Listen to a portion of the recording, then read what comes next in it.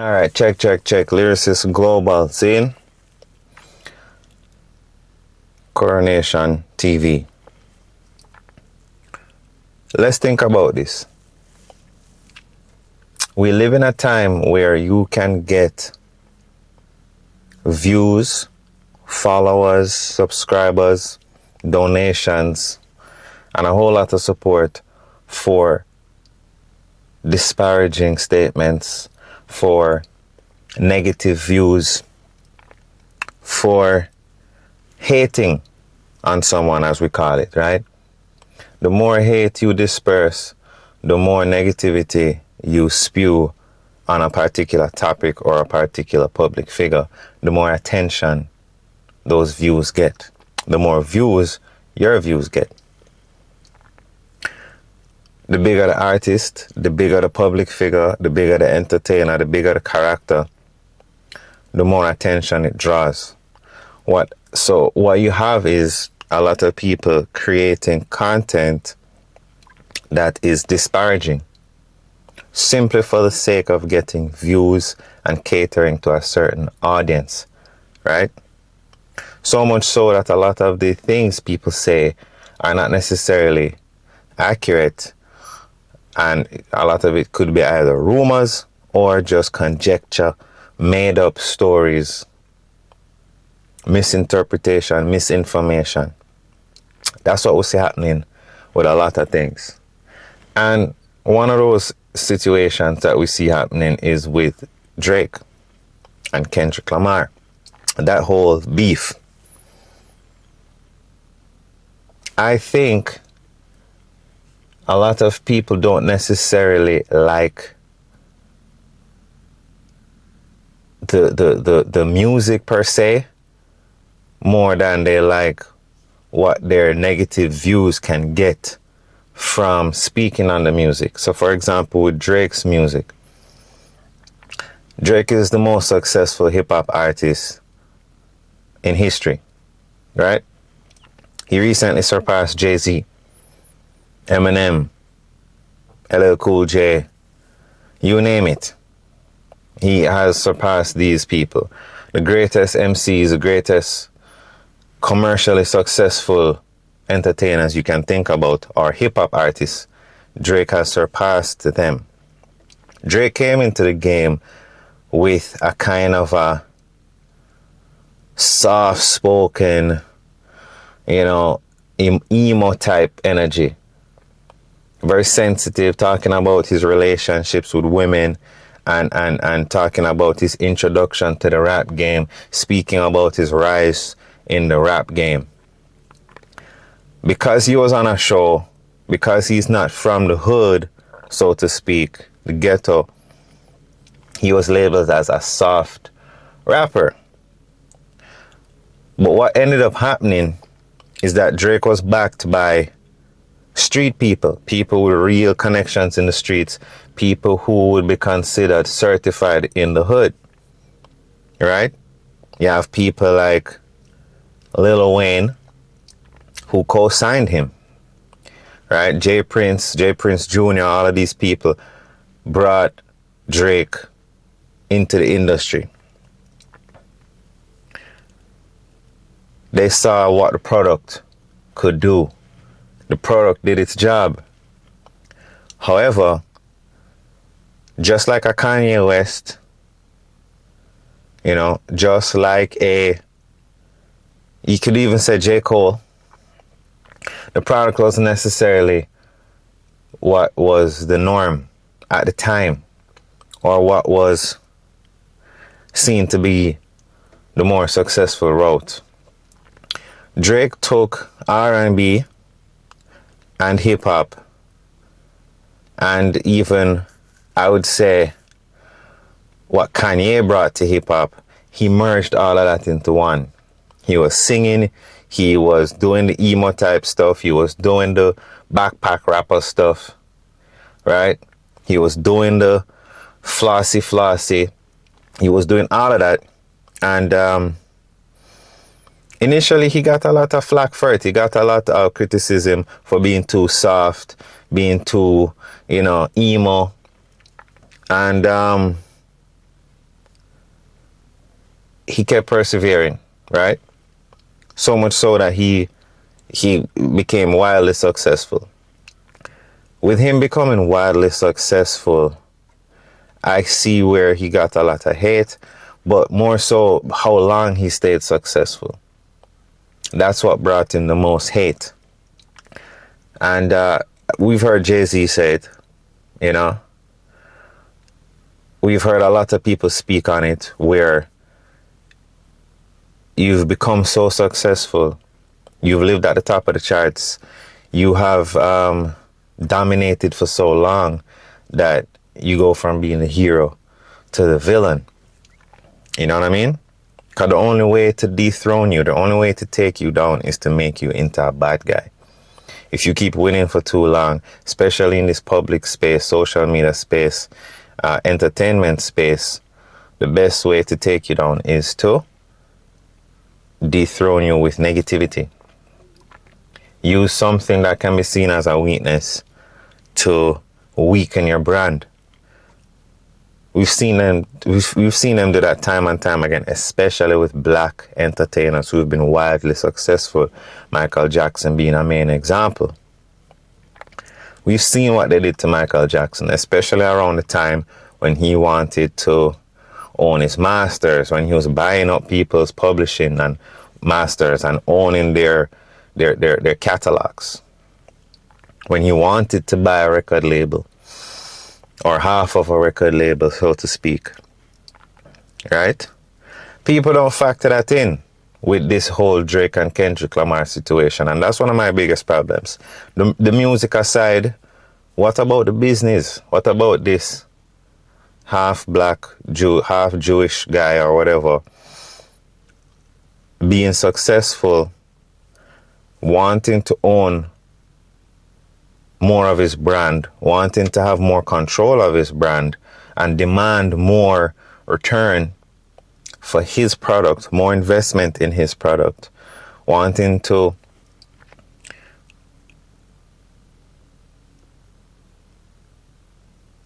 have more of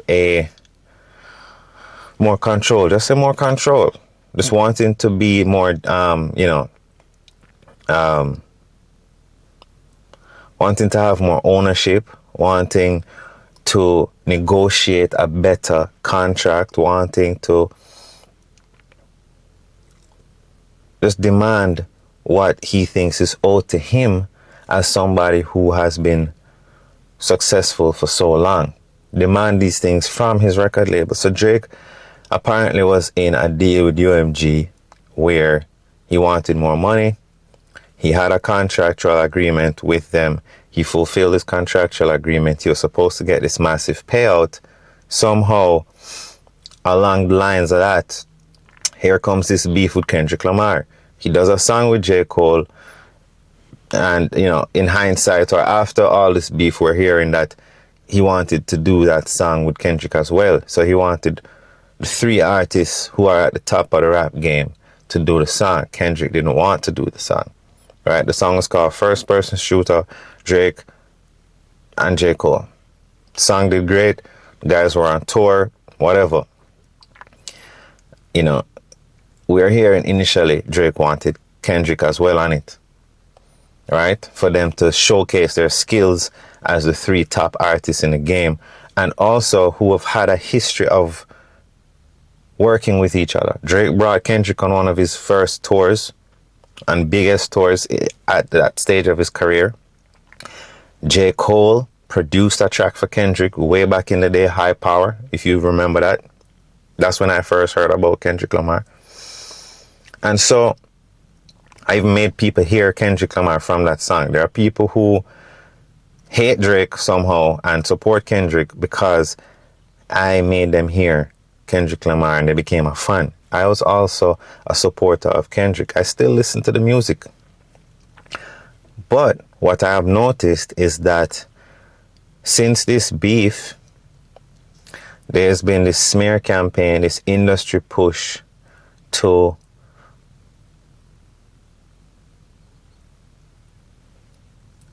disparage Drake's name, to say the worst things like, they want to tear this man apart.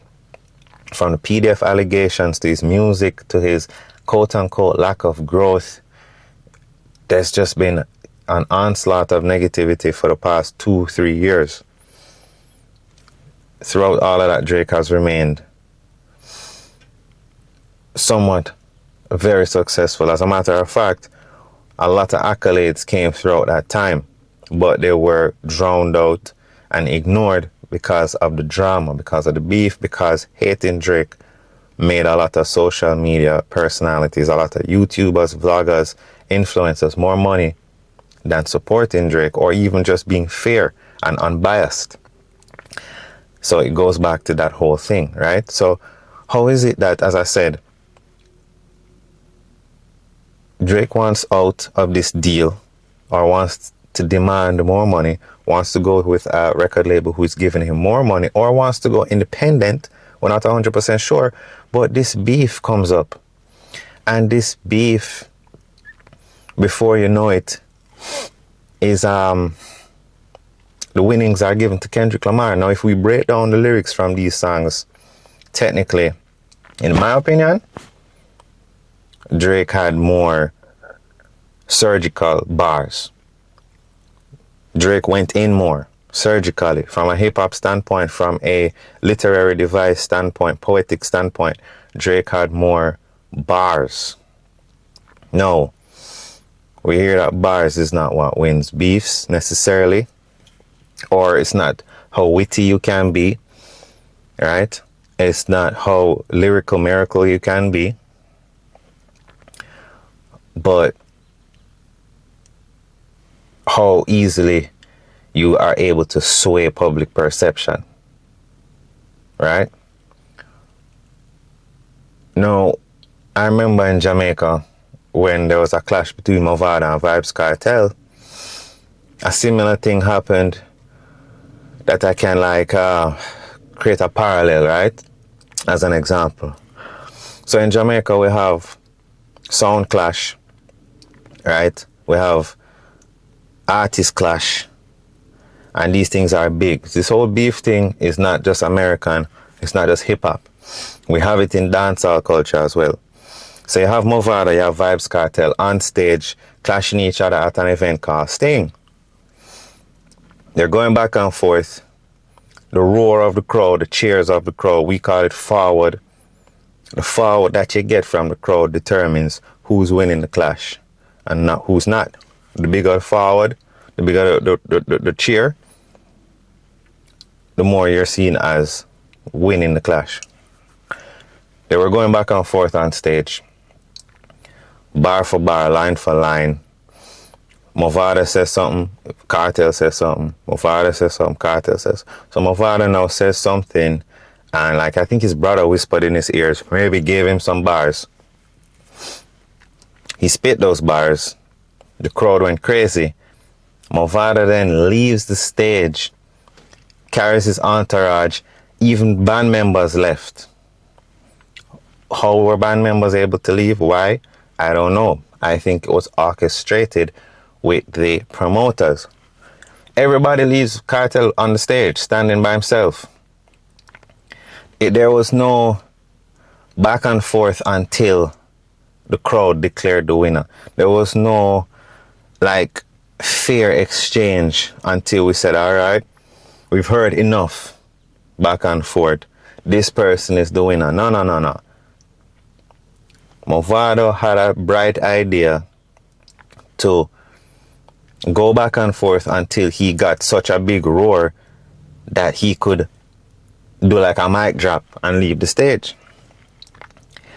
That created a perception that Movada won the clash, when technically he did not win the clash. If we're thinking about who had better lyrics, Vybz Kartel had the more witty lyrics. Technically, Vybz Kartel won the clash, but based on Movada's theatrics and antics, he appeared to win the clash. I would say the same goes for this Kendrick and Drake beef. They were both dropping songs, both going at it, not like us drops. Suddenly there's this big push. that Not Like Us is the best song out the Clash. It's the best song out the Beef. Next thing you know, every radio station is playing it. All type of media personalities are talking about it. And it seemed to be this big push to create the winner with this song, which is Kendrick's song. There seemed to be this big push to make Kendrick the winner of the Clash. And when I say big push, I mean media all over the place. YouTube, Facebook, Instagram, YouTube creators, social media influencers, all of a sudden were pushing this song as the winner of the Clash. Technically, it was not. If we're going surgically breaking down bars, Family Matters to me was a better song. You know what I'm saying? Even Kendrick's Euphoria, there were so many different elements of different songs that to me made it hard to just declare a winner at that point. But somehow, Not Like Us was the song that was used to declare Kendrick the winner. And it felt like a real industry push. It felt like a machine-generated push to make that song the winner. Drake even responded after that. Fell on deaf ears. Oh, we don't want to hear anything else. It's over. It's a wrap. Kendrick won. Kendrick didn't even respond after that. Went on a big tour, did a stadium, performance for Super Bowl and da. Had all type of people up there dancing and crip walking. Did a whole concert, in LA, right? Big thing. Pop out, called a pop out, I think it was called. And there was this big machine generated push. And I was just sitting back and thinking, wow. So that's how it's done. A lot of the times these beefs or the winner of these beefs are declared so through all types of antics and manipulation. It's not necessarily the art form. It's not necessarily the lyrics. It's not necessarily the music that is better determines the winner. And I think that's the example with Drake. And I think because Drake was winning so long in his career, he defeated Meek Mill in that battle. He seemingly got hurt by Pusha T in that battle, but still persevered, still kept on. There's been numerous stories and whatever about Drake. He still persevered. He still won. He still stayed on top of his game, broke records, etc. And, he created enemies. There were people who were jealous of him and his dominance for whatever reason. And, it seemed like there was this big push. And I think when you look into it, when you look at how record labels operate, when you look at how, big business works, these people will destroy each other's businesses just like that. They don't care who gets fired. They don't care how many people get laid off. They don't care who gets destroyed during the process or hurt during the process. It's just business at the end of the day. It's not personal. Calling this man a PDF or alluding to him being a PDF and all of these things, to me, was a great way to take away from the character that we know as Drake. And I see how that affected Drake, and I see where that could have anybody feeling a type of way for a long time. So with this new Iceman project and the songs on the project, how people are talking about it, or a lot of people are trying to talk about and disparage it, are like, oh, he's still singing out the same songs. He's not showing any growth. He hasn't moved on. If people were calling you a pedophile and singing songs about you being a pedophile, sticking to that narrative for 2 years at least, on the radio, at shows, you would have the same, feeling like Drake. You would not want that to you don't want to defend your honor, so to speak, right? You wouldn't get over that so easily. And I think that's what happened with Drake.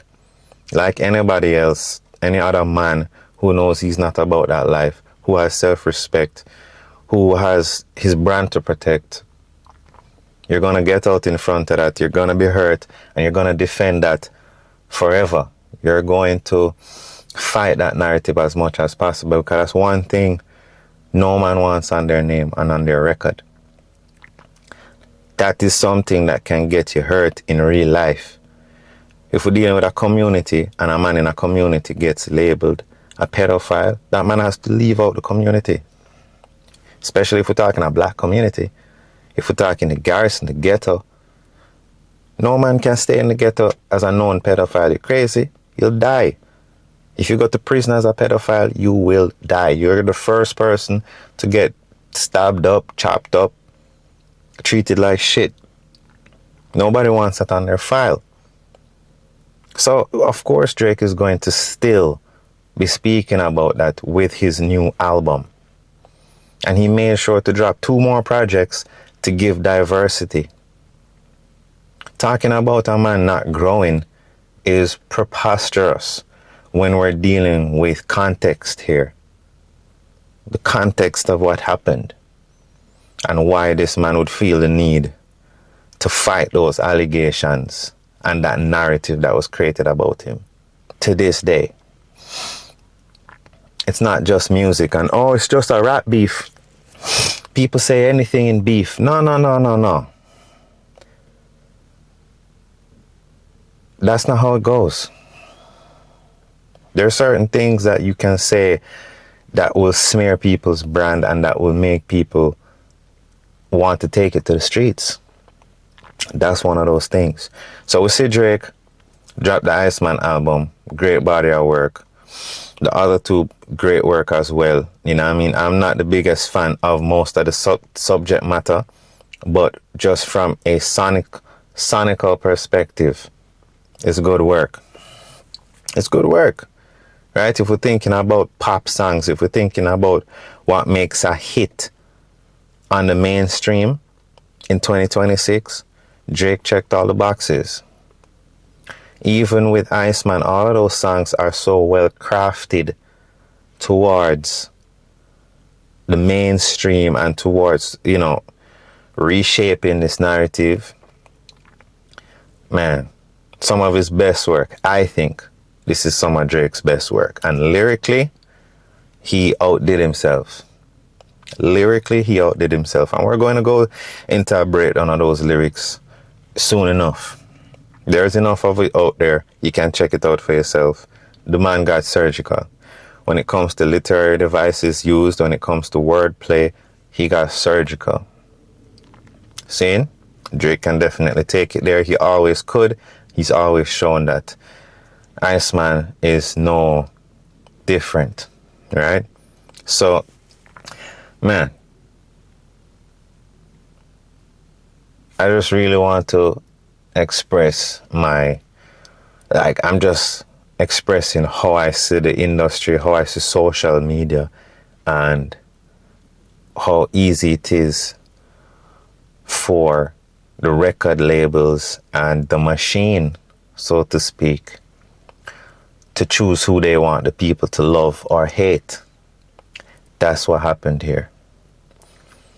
Drake was showing that no matter how successful you are, no matter how big you are, we can take you down just like that. We did it with Whitney Houston. We did it with Michael Jackson. We did it with whoever we felt like doing it with. Right? That's how easy it is. And nobody's bigger than the program. Nobody's bigger than the machine. And we see Drake still going at the machine, even with the lawsuit. And the lawsuit definitely brought to light why he felt, or how deeply he felt about the actions of his record label. I've heard people like DJ Academic speak on it, why he's saying he don't know why Drake filed a lawsuit, but him filing the lawsuit definitely points to how badly betrayed he felt by his record label. Remember, he's the golden goose. He's earning them the most money. Somehow, they're not doing enough to combat these narratives. They might have helped plant these narratives, according to Drake, right? This whole botting thing, where mysteriously X amount of streams were removed from Kendrick Lamar's Spotify, or this, that, and the third, right? These bot farms that Drake has alluded to shows you what he thinks is happening and also what is happening. Record labels do work with bot farms. If Drake, the biggest artist in hip-hop, is saying this, we should maybe listen, because who better to know but him? Somebody who's so big, has been so supported by the same machine. Who else would know? So if he's alluding to bot farms and record labels working with bot farms and paying, for these AI generated articles and disparaging, content, hey, that might just be the case. That might just be the truth. And so, yeah, man, the music business is a nasty game. Business is a nasty game. And yeah, I actually enjoy how Drake has not given up. I'm not the biggest fan, as I say, of the subject matter entirely when it comes to the bodies of work. But in terms of how he has positioned himself and approached these projects, I have to commend him. It's the best angle, it's the best way to have approached it. There's no need to show any type of growth when you're coming from an attack like these past 2 years. Drake always made music for the ladies and for you to go to the club and dance, right? Just vibes music. He was never a conscious rapper. I don't expect him to become a conscious rapper because he's older now. No. Michael Jackson was making party music and vibes music from the day he started making music till the day he died. Michael Jackson never made any type of switch up, and people still loved him. He still went down as the greatest entertainer ever. So if Michael Jackson, somebody who's been in the music industry way longer than Drake, if we're looking at the lifespan of his career, if he never had to show any growth, why are we expecting a hip-hop artist who came in the game with a certain narrative and a certain energy and a certain style of music, why would they expect him to change? He doesn't need to change. He doesn't need to show any type of introspective growth, so to speak, right? And his music has always been layered, sensitive and introspective, just not the way which a Talib Kweli, a Common, if you want to put Drake in that category, or Andre 3000. Drake is not Andre 3000. He's not, Most Def. He's not Common, right? So we can't hold him to those standards. He makes party music. He makes music for the ladies in the club. He makes music for you to drive and just bop to, slaps as they call them, vibe music. And he stayed true to brand, very on brand with this new release. And yeah, that's all I have to say. I think that's it. You know what I mean? I'm looking forward to seeing more music, because man still has time to grow. He's 40. He doesn't need to be making anything that some of the hip-hop heads think he needs to make. It's a business at the end of the day, and he never showed any signs of trying to be any deeper than he is. And the music is still very witty and very layered, as I said, very deep in his own lane that he carved out for himself. So yeah, man, just enjoy the music for what it is. Me, that's what I'm doing. You know, my favorite artists aren't even mainstream, you know. Most of my favorite hip-hop artists are not even mainstream, and that's fine.